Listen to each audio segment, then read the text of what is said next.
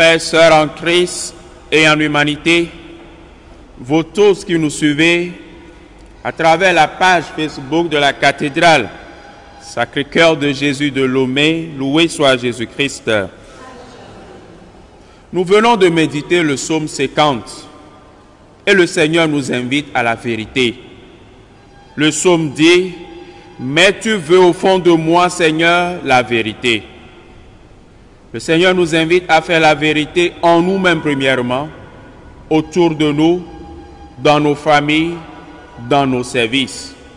La vérité est de nos jours une denrée très rare à trouver. La vérité. Comme l'homme est difficile à accéder à la conversion, à être véridique partout, l'Évangile nous invite à être prudents. Jésus même ose dire ce midi: méfiez-vous des hommes. Soyez donc prudents comme des serpents et candides comme la colombe. Méfiez-vous des hommes. Le Seigneur ne nous invite pas à nous dresser les uns contre les autres. Non et non.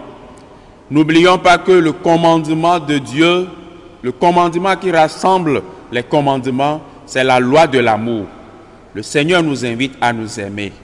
Mais toutefois, il nous met la puce à l'oreille. Il nous invite à être prudents. Méfiez-vous des hommes. C'est l'homme le plus proche de toi qui va te faire du mal. Et tu auras ce qu'on appelle de nos jours l'hémiplégie ou la tension artérielle. L'animal ne peut pas t'offenser à tel point que tu aies l'hémiplégie, mon frère, ma soeur. Mais c'est ton mari, c'est ta femme, c'est tes enfants, c'est tes proches au service qui vont te tourner le dos. C'est pourquoi le Seigneur nous invite à être méfiants les uns les autres, pas à se grincer contre les uns les autres, non. Le Seigneur est bon, le Seigneur est tendresse.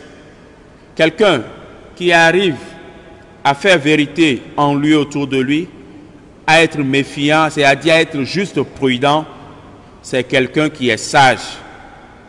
Et un sage tient parole. C'est ce que nous dit la première lecture. Au lieu de taureau, nous t'offrons en sacrifice les paroles de nos lèvres. Il y a l'expression « je te donne ma parole ». Est-ce que nous tenons nos paroles? Au lieu de taureau, c'est-à-dire le sacrifice, nous t'offrons en sacrifice les paroles de nos lèvres, c'est-à-dire que nous sommes fidèles à ce que nous disons. Que votre oui soit oui, que votre non soit non. Le reste ne vient que du mauvais.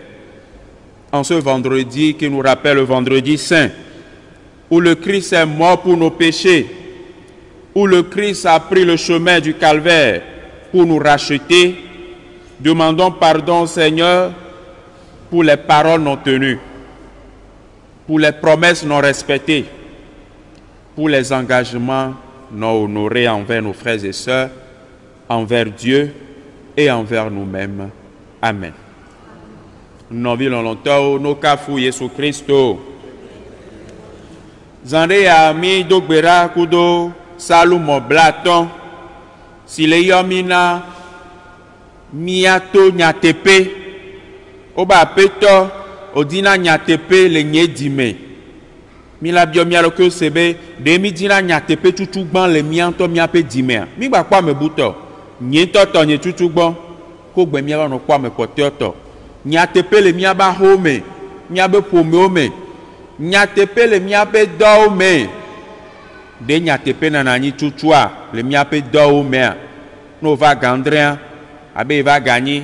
No va gawa. Anglore kaya mebe va gasire ke de nyatepe no na miabe pome o mea mianto mesia mento la tema doenti Kristo ya le di nyatepe le miame voe jesimi enyabe gbodogbojo to minyi e obe l'évangile amea e le bioso mia gbobe mia jaye ma umbe mia vona megbeto awo ma ube mia jaye na mia novio mia jaye na megbeto.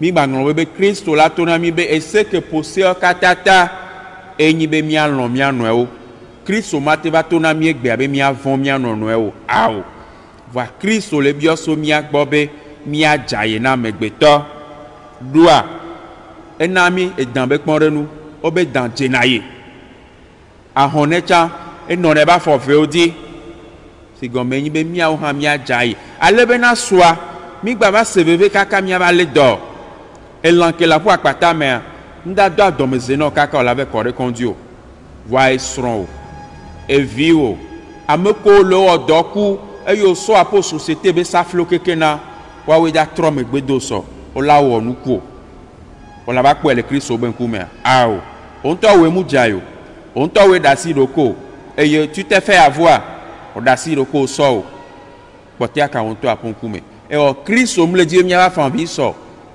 mia da si e kasi aga me mia no do uli ra ye gbo demula awo e we le da fo dina mi o gawe ve amebe mia jaye do da megbeto gbo do amegbetoa elambarae abele sogbonne la firo nene.